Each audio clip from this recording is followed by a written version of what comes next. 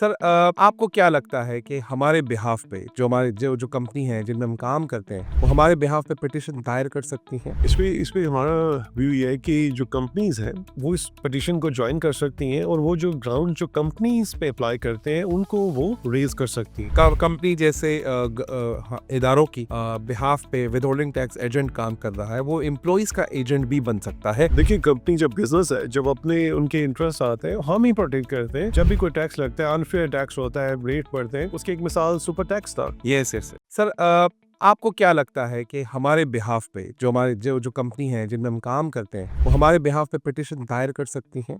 या उनको करना चाहिए या अभी किस बात का वो इंतज़ार कर रही हैं कि कब आएगा वो वक़्त? इस पे हमारा व्यू ये है कि जो कंपनीज़ हैं, वो इस पिटीशन को जॉइन कर सकती हैं और वो जो ग्राउंड जो कंपनीज़ पे अप्लाई करते हैं, उनको वो रेज़ कर सकती हैं, ठीक है? ये टैक्स एसेंशियली एम्प्लॉयी का टैक्स है, आपके स्टाफ का और उनका टैक्स है। लेकिन अगर कंपनी सामने आए, ठीक है, तो companies can take those grounds for instance के I don't want to work as a withholding agent for FBR, right? ठीक है, एफबीआर को मैं लिस्ट देने को तैयार हूँ कि ये मेरे साथ 100 1000 2000 बंदा काम कर रहा है, ये इनका नाम है, ये सैलरी है, ये सीएनआईसी है, ये एड्रेस है, राइट? ठीक है, आप जाओ और उससे टैक्स कलेक्ट करो। ठीक है, तो आप जो कॉर्पोरेट है, जो कंपनीज है, they should come and support their employees by joining this cause, by joining this issue, this case, and they should say clearly कि मैं आपका विदहोल्डिंग एजेंट के तौर पे काम नहीं करना चाहता हूँ, ठीक है? और ये किया एफबीआर ने इस दफ़ा फ्लोर मिल एसोसिएशन पे जब उनको कहा कि आप एज अ विदहोल्डिंग एजेंट काम करो, दे रिफ्यूज। उन्होंने कहा नहीं, हम एहतजाज करते हैं and FBR has to back out. तो जब तक this is the heart of the matter कि जब तक कंपनीज ये स्टैंड नहीं लेंगी अपने एम्प्लॉयज के लिए, अपने स्टाफ के लिए, that they will not work as a withholding agent for FBR under the constitution, under the law. FBR की जिम्मेदारी है टैक्स कलेक्ट करने की, राइट? तो कंपनीज को कौन सा बेनिफिट मिल रहा है कि वो एज अ विदहोल्डिंग एजेंट काम कर रहे हैं फॉर द द गवर्नमेंट हम हमसे काट के टैक्स गवर्नमेंट को दे रहे हैं, एजेंट ही हाँ, आप ये कहिए कि जी ये जाके ये बंदे, ठीक है, ये मेरे एम्प्लॉयज हैं, इनकी ये सैलरी है, जाके इनसे टैक्स कलेक्ट कर लो आप, ठीक है?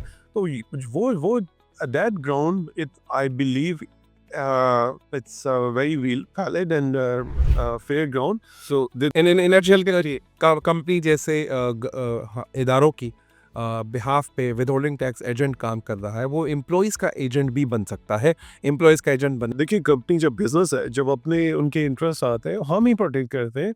जब भी कोई टैक्स लगता है, अनफेयर टैक्स होता है, रेट बढ़ते हैं, उसकी एक मिसाल सुपर टैक्स था। Yes, yes. जब लास्ट टाइम सुपर टैक्स लगा, उसको रेट्रोस्पेक्टिव एप्लीकेशन के साथ है, tax under the income tax law apply कर दिया गया। कंपनीज ने उसको रिलक्टेंटली चैलेंज किया and they were successful. Yes. उसमें 350 बिलियन 250 बिलियन अराउंड नंबर था, ठीक है? और उसमें कोर्ट्स ने क्लियरली कहा कि आप रेट्रोस्पेक्टिव बेसिस पे अप्लाई नहीं कर सकते हो इस टैक्सेशन को। और और उसमें specially I would mention Islamabad high court की जजमेंट है जस्टिस एजाज इसाक साहब की। उन्होंने कहा कि प्रोस्पेक्टिव बेसिस पे भी ये जो टैक्स है और जो क्रेडिट और अलाउंसेस वगैरह जो आपने ख़त्म किए थे for the purpose of calculation of super tax, वो दुरुस्त नहीं है और ये इनको वो बेनिफिट मिलेगा डिप्रिसिएशन और बाकी चीज़ों का। एब्सोल्युटली। और वो जजमेंट जो है बहुत स्ट्रॉन्ग वर्डेड जजमेंट है। उसमें बड़ा क्लियरली इस चीज़ का जायज़ा लिया गया कि आपने कैसे आप एक हाइपोथेटिकल एक फिक्शन बना लेते हो, ठीक है? जैसे जैसे एक सुपर टैक्स है कि आपने कहा कि जो टैक्स है इसको सादा ज़ुबान में करें तो टैक्स लगता है ऑन इनकम पे, ठीक है? और the purpose of the business, FBR ने ये कहा कि आपकी एक जो नॉर्मल आपकी इनकम है वो तो हम कंसिडर करेंगे, लेकिन for the purpose of super tax certain allowances, depreciation, carry forward losses, ये बिजनेसेस को अलाउ नहीं होंगे for the purpose of super tax. तो एक हाइपोथेटिकल एक नई डिश बनाई गई। वो कहा गया कि जो सज्जे सालन बचे हुए हों, उस चीज़ों को बुझा के एक नया डिश बनाया गया और कहा गया कि ये आपकी एक फर्दर इनकम हम एज्यूम करते हैं, इसके ऊपर हम आप एक फर्दर टैक्स दे दो। और सैलरी क्लास के साथ एग्जैक्टली ये हुआ है कि हमारे पे जो सरचार्ज के नाम से ये चीज़ लगाएगी 10% सरचार्ज, वो टैक्स ऑन टैक्स है। Tax on tax. टैक्स लगता है इनकम के ऊपर।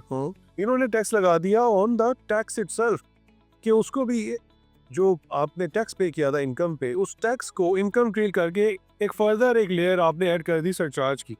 How is it this reasonable? क्या सोचा होगा, क्या उनके दिमाग में है, मैं समझता एक हूँ। चीज जी बस है कि किसी भी तरीके से आपने टारगेट अचीव करने हैं, वो बिजनेस बैठे लोग छोड़ के मुल्क चले जाएं, कुछ भी हो जाए, आपने अपने टारगेट्स मीट करने हैं। और मैं समझता this is not the right way to meeting the target. They have to open up a lot of other avenues to collect the tax and complete the targets. Right. Absolutely, yes. Welcome to the Ranjit Kumar Show podcast. Winners don't do different things, they do things differently.